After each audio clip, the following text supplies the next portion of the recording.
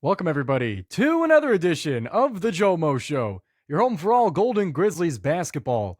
My name is Giovanni Moceri. I am your host of the GioMoShow. Be sure to rate, review, and subscribe to help support the show both on YouTube as well as Spotify and Apple Podcasts. And don't forget to follow the GioMoShow on Instagram at the GioMo Show and follow me on Twitter as well at GioMoSherry, WXOU. To stay connected with the show, you can use the hashtag the GioMo Show. So we had a huge game go on Monday. Not something that necessarily stood out to me in the schedule, obviously in the shadows of the first big three games that we played.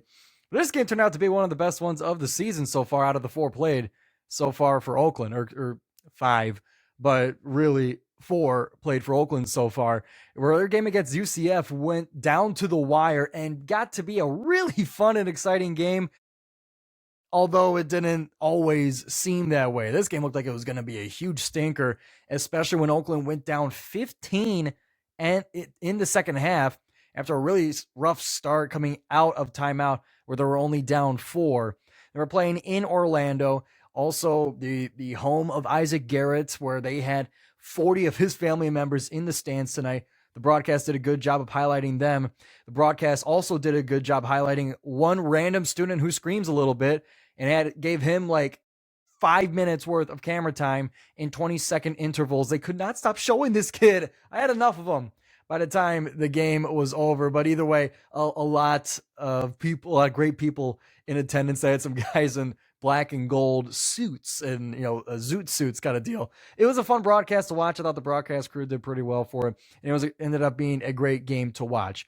Unfortunately, it was not one that Oakland would end in victory for. That would fall to UCF 87-83 in a tale of, for some players, it was a tale of two halves. For others, it was a tale of sportsmanship. And for Oakland, it was a tale of really showing what they can do when it comes to Horizon League play, especially when they come down a little bit more to their own size, a little bit of their own weight class, although it was still a bit at a disadvantage. So let's break down the game here on the GioMoShow. Some of the things that stand out to me for this game. First of all, as far as the UCF side, they have two former Milwaukee Panthers transferring into their program, Themus Folks and JaMychal Stillwell. I want to highlight JaMychal Stillwell because he was an absolute wrecking ball and a huge force in this game, which was, to me, of extra interest because of his Horizon League roots, but especially the matchup between JaMychal Stillwell and Baru.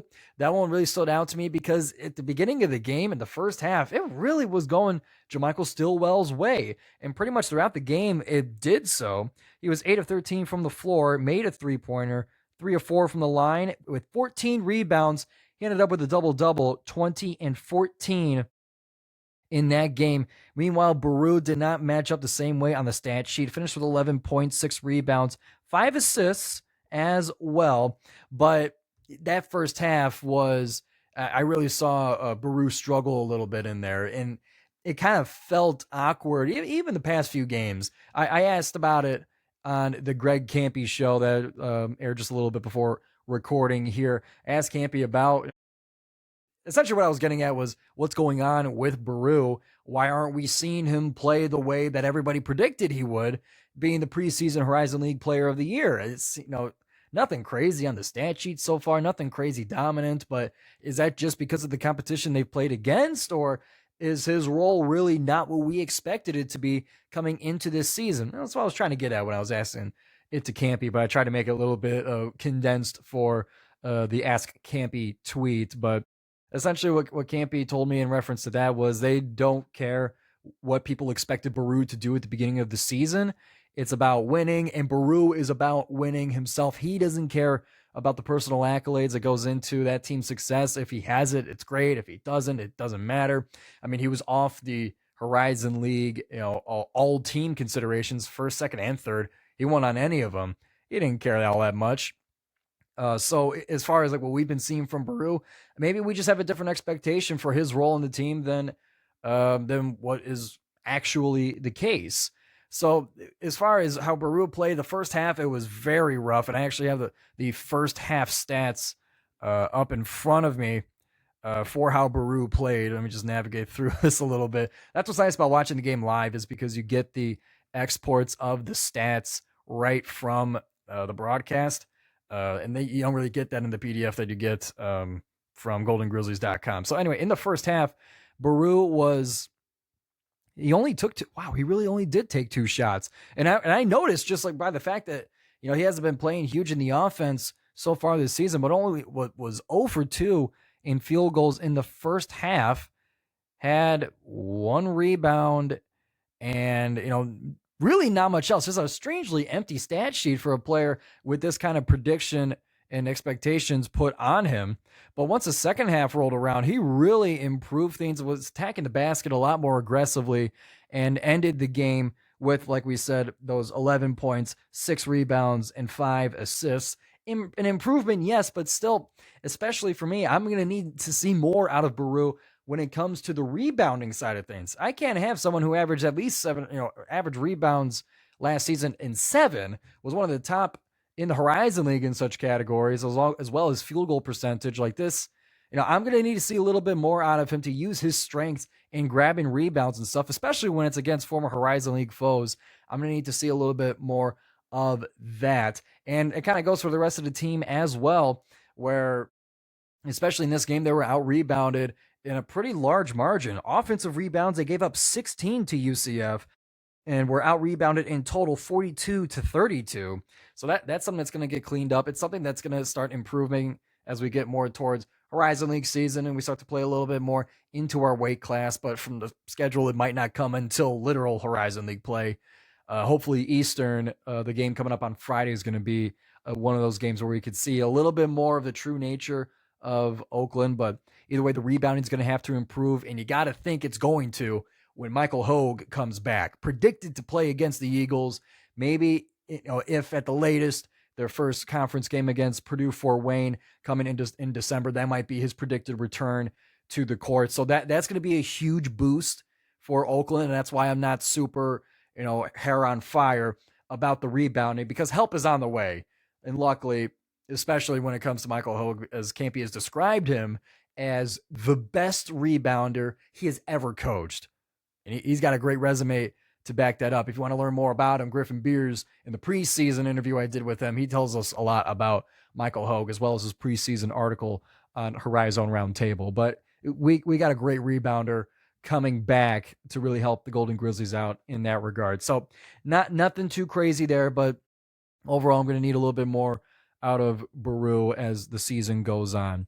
What else stood out to me in this game was Brody Robinson. As since game 1, every game that I've seen him play so far, it's just, I've loved watching him, not only for his toughness and willingness to go to the basket at a size disadvantage, but also just I sense there's a lot of confidence and decisiveness when he's handling the ball, and especially as a point guard, especially as a campy point guard, is you got to be able to handle the ball with confidence, with decisive action, and with a plan. I never feel like he doesn't know what he's doing when he has the ball. He knows where to go. He's directing traffic. I feel very confident when the ball is in his hands, and that goes a long way, especially for a team who, for the past 2 seasons, really hasn't had a true point guard the way Campy likes to have. So Robinson has been a huge addition to this team, and he had a great performance as well. 20 points, was 3 of 4 from deep, was 9 of 11 from the free throw line. He got to the line and made most of his shots there. A couple of assists and a steal as well to go on top of it for Brody Robinson. But it wasn't just Brody that shot really well from the 3 either. This one came out of total left field for me. And, maybe that's poor scouting on my part coming into the season. But the old man at White went 6 of 11 from deep. He made 5 threes in the first half, where he was 5 of 7. He was on fire, and they kept feeding him. He was the hot hand, and he got his 30 minutes worth off the bench. 7 of 12 from the field, 6 of 11 from 3, along with 4 rebounds and 2 blocks and a steal. Total of 21 points, second leading scorer on the Golden Grizzlies in this game. He was nuts. He's just fascinated to me just because of the fact that he's 27. He's the second oldest player in college basketball, which means somehow there's someone even older than him. He started his college eligibility 4 years after high school, and is just kind of going through the regular years of eligibility, just delayed such. So the life wisdom or whatever or whatever he's got fed into his shooting today and gave Oakland a huge boost, especially when we were down in the second half. He didn't make too much more in the second half, but the shots that he made, the rebounds he made were huge in our comeback to get this thing close. So a huge performance from Brett White. And finally, to top it all off, it's a guy who's really been the number one for Oakland throughout the season so far. A great showing. I gave him a 2-minute shout out after taping basically the main segment of last show's Isaac Garrett. He got 23 points, 7 rebounds, 2 assists, was 9 of 10 from the line, and 7 of 12 from the field, all in front of 40 family members. He had a great performance and really proven to be, maybe this is where we kind of got things wrong about Oakland coming into this season, where we thought that Baru was really going to be that central focus of the offense. And, maybe I downplayed the depth that Campy was talking about on this team in the preseason. He's like, oh, I got a deep team. I never had 10 players before. I didn't really buy it because I've never really seen Campy play a deep team before. And I'm really seeing the fruits of that labor right now. So maybe the real plan was it's not so much going to be focused on Baru. It may be more driven from Isaac Garrett, and then otherwise it's really distributed throughout the rest of the team. Anyone can go off. Zahir Wells had a great game, especially against Purdue. Isaac Garrett against Michigan and against Houston. Robinson against UCF. I mean, it's coming from everywhere. Brett White against UCF, really coming from everywhere for Oakland so far. But the number one for them so far, leading scorer, is Isaac Garrett. Now, he did get into a little bit of trouble in this game. One of 3 technical fouls called in the first half, pretty early in the game too, where it started off where, either Oakland was chirping first or UCF was chirping first. You can't really tell in the broadcast, and I'm not here to make those claims, but it was UCF who got the first technical foul pretty early in the game for words spoken to the Oakland bench after making a big shot. It was Burks on UCF that got the first one. I believe I got the first one for unsportsmanlike conduct. All of it was unsportsmanlike conduct, but he made a shot and he was starting to say some stuff to Oakland's bench and right in the ref's vicinity, therefore got the technical foul. And pretty soon after, it was Isaac Garrett who, he made a big shot too, and he mouthed right back and got one of his own. 1-1 as far as technical fouls go. The tension in this game, the aggression, that was not the energy we expected coming into this game. It's the first time UCF and Oakland have ever played each other. So what gives with this intensity? Could it be the rivalry between Oakland and some of the former Milwaukee players, as Oakland has really had Milwaukee's number the past few years? Even dating back to when we won the Horizon League, championship game was against Milwaukee. We beat Milwaukee. Then later in that regular season at home, when they were the top team in the conference, in the tournament, we knocked them out this past year on our way to lose to Robert Morris. Like, big rivalry kind of between Oakland and Milwaukee. So maybe that fed into it as far as why UCF was all of a sudden got beef with the Golden Grizzlies. But it ended up being one more technical foul on UCF side before things really simmered down and the law was laid down, where they're not going to be handling, the refs are not going to be handling this kind of unsportsmanlike conduct throughout the game. And tensions were under control, at least as far as the rest of the game was concerned. So that one really stood out, and it must have been some pretty nasty things said. I don't know. I'm not going to speculate, but it made for an interesting, ingredient in the soup of this game. So continuing on with this one here, it came down. I'll bring it to kind of the final sequence of play here, where Oakland, after being down by 15 in the second half, would end up making a 15-0 run to come back to tie the game with 8 minutes left and basically reset things. And it got down to the last minute where we were within a possession here, but UCF just had a little bit of a lead here, making Oakland have to scratch and claw to get things done. And with just about 12 seconds left, I'm going to take a look at my live notes here that I was taking throughout the game. With 23 seconds left, it's a 1-point game, 83-82, UCF with the lead. Isaac Garrett comes out of the game, and Oakland is ready to press. The broadcast called it, and they knew they were going to try and get a trap off to try and get the ball coughed up to give Oakland the lead. Oakland wanted the ball back, and that's exactly what they did. They would trap one of the UCF players in the corner, and the ball would be coughed up in the direction of Nassim Mashor. He caught it, and then the whistle blows. What happened? He stepped out of bounds, gave the ball right back to UCF. And from there, we had to end up playing the foul game. Hope they missed free throws. They didn't. Oakland did have another chance after that with about 17 seconds left. Brody Robinson draws a foul, splits the free throws, doesn't make both of them. And just from there, Oakland was not able to get back into this game. So it was a nail biter at the end.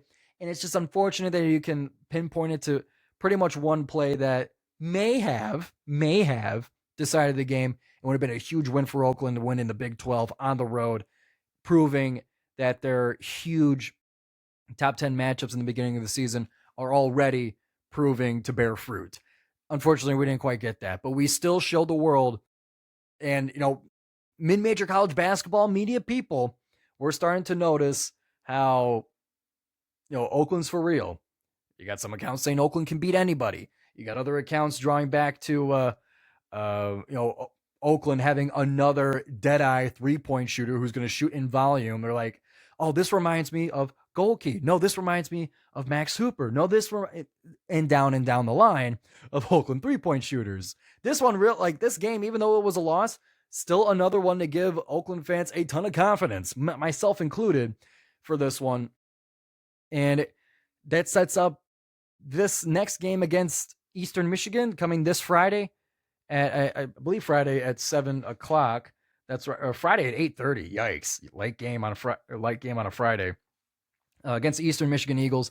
That sets this one up to be pretty big, and not just it's another out of conference game. We're 1-4. I mean, like the record's already not really something we're chasing when we play this schedule, but you got to prove it at one point.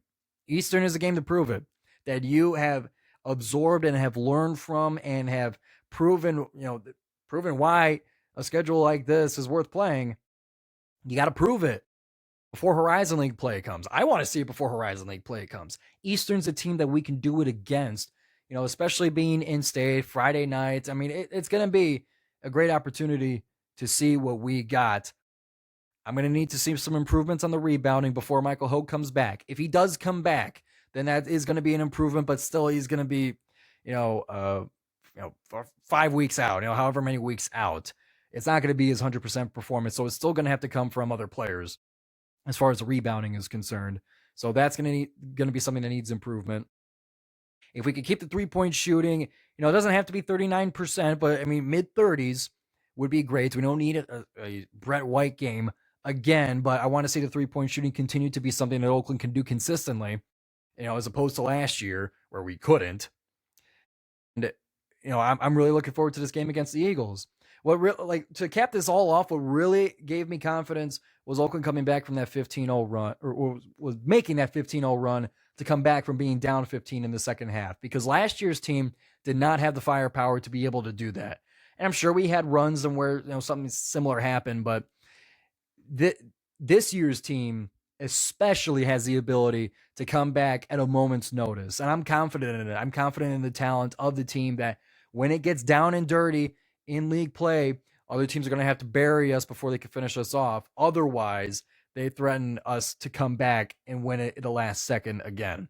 That gives me a lot of confidence in this team that, no matter how it's looking, if you got enough time left, Oakland can make it work. And that's going to prove to be huge down the road. So that gives me great confidence in this Golden Grizzlies team. Going forward, we'll see how we fare against the Eastern Michigan Eagles. So that'll wrap things up here on the GioMoShow. Our game against UCF, once again, final score 87-83. UCF with the win. The Eagles are coming up next. And up next here on the GioMoShow, we'll talk about that game and take a look forward to their trip on the road in tournament against Lamar, and then at Montana over Thanksgiving break. This is Giovanni Moceri here for the Joe Mo Show. We'll see you soon.